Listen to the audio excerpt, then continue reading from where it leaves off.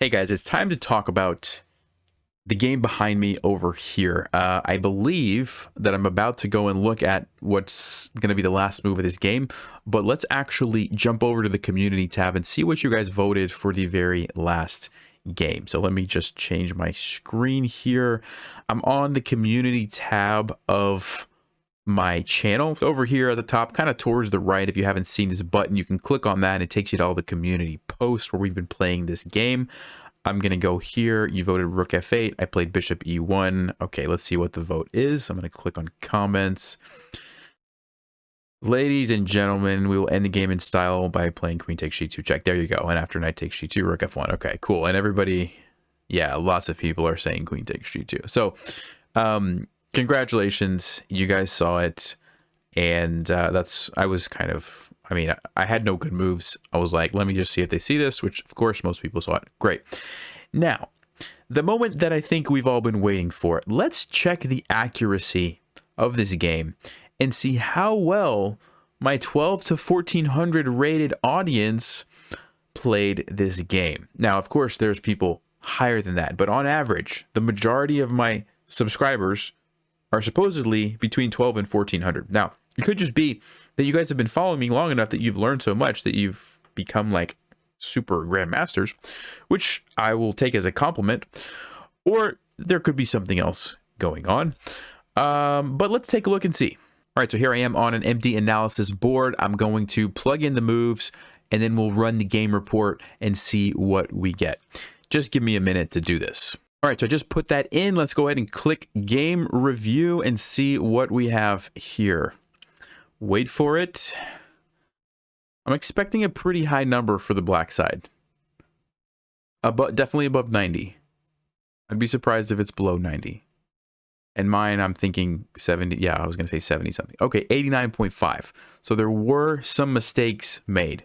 Okay, so that's good. Because I was thinking there was like no mistakes. And you can see, if you look here at the top, notice how it never really jumped back in my favor, right? The only advantage I ever had was in the opening when I was playing like theory.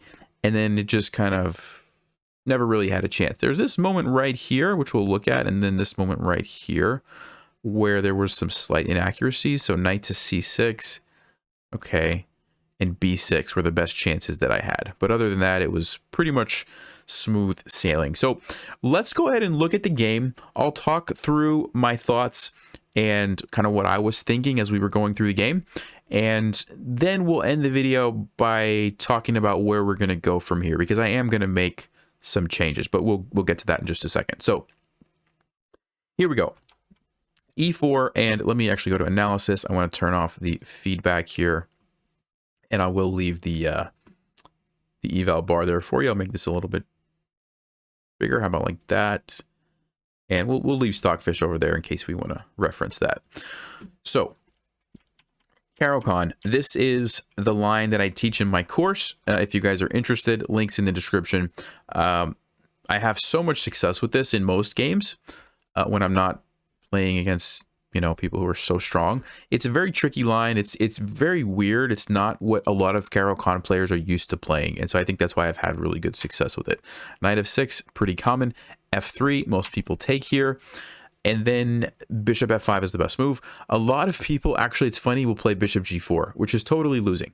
But it's kind of a common Caro-Kann idea, I think, where you take here and later you play bishop g4. And if you're not paying attention to the fact that there's this tactic, it looks like everything is good because you're like, oh, it's defended, I don't have to worry. But actually, there's two ways white can play this. You can play knight to e5, sacrificing the queen, which in my opinion is a little more stylish, and you go for checkmate. So black would have to play bishop e6, which is just a nasty move. And then you get this really awkward position. The bishop is stuck. White is doing really great. Or you can, instead of playing knight e5, you can sacrifice here. And then obviously you have this follow-up fork. Okay, cool. So that's one thing that happens a lot. But you guys played bishop f5, which is the best move. I castled. E6, also the best move. There's some tactics lined up here if you don't defend the bishop, and so that's good. Knight to g5. A tricky move again. Lots of people will play mistakes here, like h6 falls for knight takes f7. the point is that if you take this, you walk into a pin, and now I take your bishop. So all this stuff I was familiar with. I knew I was playing good moves. I wasn't really thinking much at this point in the game. Bishop to g6, best move. And then here, this is sort of my own kind of preparation, a line that I like to play, right? It's not really a sound sacrifice, meaning if you're playing against Stockfish, Stockfish is going to defend and you're going to lose, which is kind of what we saw in the game. But against most people, as soon as you get this position, it's like, whoa, what do I do now if I'm playing as black? I mean, this is a scary position to be in. Your queen's under attack. There's all sorts of potential forks. If you move the bishop at some point, this gets captured. Your king is there. You can't castle as long as my knight is sitting here because it's controlling these squares. You can't castle either direction. And the file is now open. I can bring a rook or a queen over. It's a lot of compensation, in my opinion. Very difficult to play as black. So I've seen people play queen d6, queen e7, even like queen a5 and queen b6. Queen d7 was the best move. So you guys played the best version. And then I played bishop g5. It's another kind of interesting move where it looks like you're just giving up the knight for free, but actually you do have this pin. You just have to get rid of the knight first. And I actually didn't realize that taking this was the top engine move. For some reason, I was thinking you had to do something else. I think I just forgot. I looked at all this when I created the course and I had it all kind of memorized, but I don't get to play it too often. And so anyway, I forgot some of this. So queen takes e6 was the best move, which you guys played. I remembered this move at least, which now, yeah, engine is catching up. Now it's saying it is the best move. So I remembered that. The point is that if you play rook e1 right away, you run into the knight can just block. And now you have a kind of a problem with the knight blocking the pin. So you could go ahead and take that. And the point is that after this, you're going to come over here and win the queen. Now, even at this point, it's not over yet because a rook and a knight, you've got these 3 pieces for a queen, which normally the 3 pieces would be better. Like I would prefer to have 2 bishops and a rook for a queen, except for the fact that black's king is kind of in a little bit of danger. Like you don't really have too much shelter for your king. And so I think this is a actually pretty even position. So that's what I was kind of expecting was going to happen. And then you guys played king d7, which was a great move. I don't remember if I've studied this and I just forgot what I was supposed to play, or if I haven't looked at this. I'll need to go and look at my notes later and see. But definitely caught me off guard. And I wasn't really sure what to play here. I ended up choosing the top engine move. No, I didn't. I played bishop h4 later. I should have played it right away. So yeah, so d5 was a slight inaccuracy there. I was thinking, like, logically, it makes a lot of sense, right? Like, try to open up the king. Why not play d5?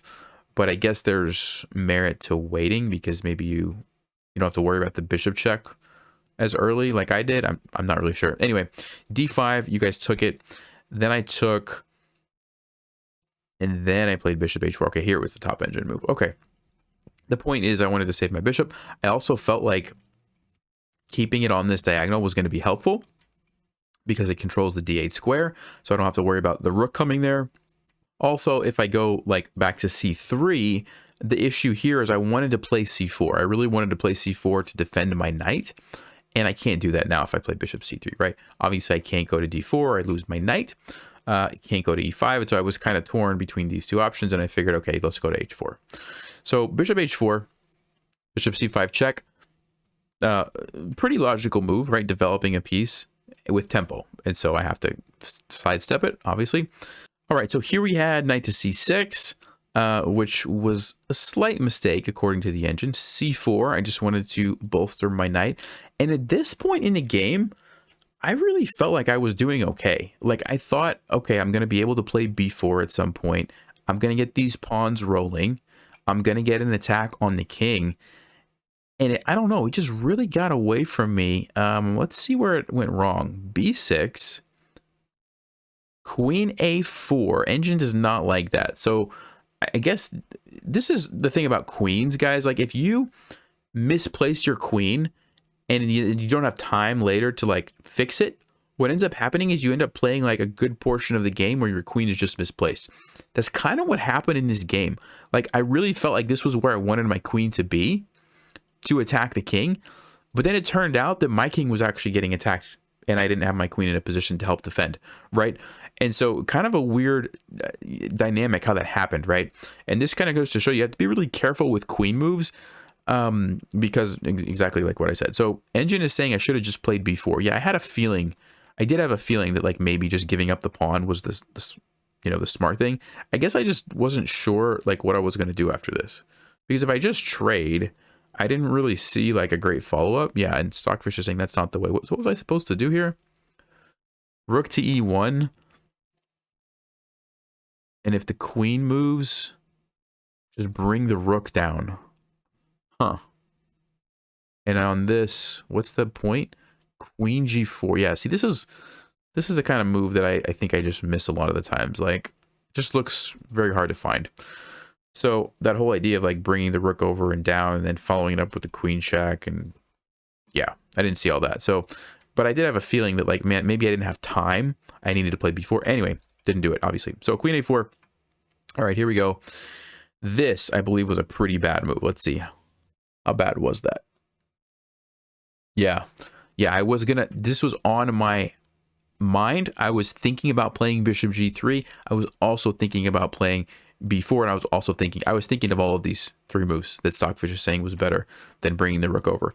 And I felt like this was a safe move. Like, oh, I can just play that and then play whatever I wanted to play, like b4 or bishop g3. I decided to not do queen a6 because yes, I can do this, and yes, I can do this, and I felt like maybe I have chances to like hold this endgame, but I'm like, I don't know, I wanted to go for an attack, not trade off the queens. So yeah, I totally missed your response here. I totally missed this idea of the back rank mate. I just thought you had to move the queen. Pretty obvious blunder once I see the response, but thought I could just throw that move in and then keep going with my plan, and I just couldn't do it. And after I did that, it just really kind of ruined everything, because I still don't have the threat. You know, I can't take it right now, and then I still couldn't take it later. Anyway, let's keep going. So b4, and then you guys played it basically perfectly. Queen to e2, fantastic move. And notice my queen that I was talking about earlier, it's out of place. I would love this for this to be able to defend my rook or to help over here, and it's not even really doing anything. And I don't even have time to take your bishop. I'm just getting mated, right? And so you guys played the best moves, and it was over. There wasn't really much that I could do at this point, right? And of course, you saw the checkmate. So, you know, when I envisioned this game, I thought my average audience is like 12 to 1400. People are going to be voting for moves that aren't really great, and it'll be interesting to see if they help catch each other's blunders. And I wasn't expecting to just get blown off the board every game we play, which is what's happening, right? So let me explain what's going to happen going forward. I'm going to change it up to hopefully make this a little bit more fun, a little bit more not so lopsided. I don't know if that's because there's just a bunch of strong players who are jumping into the comments, or if people are just plugging it in and looking at Stockfish. I don't know. But regardless, I'm getting smashed pretty much every game. We've only done it twice, but still, I got destroyed both games. So here are the options. Option number one, we play another game where I am allowed to use chess engines as well. So everybody can use chess engines, free for all, use whichever chess engine you want. We'll probably end up getting some sort of engine battle where you guys vote for which, you know, engine move you want to play. I'm going to do my own research and make my own move. That's option number one. Okay. Option number two, we play something called progressive chess. Progressive chess simply is this. White moves one move on the first move, then black moves 2 times in a row on the second move, then white moves 3 times in a row on the third move, and you just go back and forth.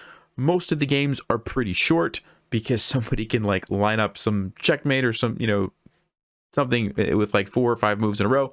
So tend to be shorter games, but it's kind of an interesting variant. And I feel like it would be harder to use Stockfish to help you in that. Don't necessarily know if that's true, but that's the second option. All right. So option number one, an engine battle, essentially. Option number two, progressive chess. Option number three, we do some sort of fairy chess. If you don't know what that is, it's where some of the rules of chess change slightly. So like one of the pieces maybe has a different movement. We can potentially potentially use some of these Dragon Knights to be a different piece and play a game like that. Although I think there are still engines that do fairy chests, so I'm not sure how beneficial that would be, but probably those aren't as well known because I don't even know myself where to find those engines offhand, and so I feel like that would be somewhat fair. Or option number 4, we can play a regular game with some sort of odds. So I would take a knight off of your pieces and I would have my full set. And so maybe it's kind of like playing against Stockfish, but I'm up a knight temporarily. That could be pretty interesting. Those are the 4 options. Let me know which one you guys think would be fun to continue with next. So anyway, having said that, thanks for letting me ramble on a lot in this video. And I'll read the comments and see what you guys want to do going forward. But having said that, good game. You played very well. Congratulations to everybody who spotted those moves without any type of outside assistance. All right, stay sharp, play smart, take care.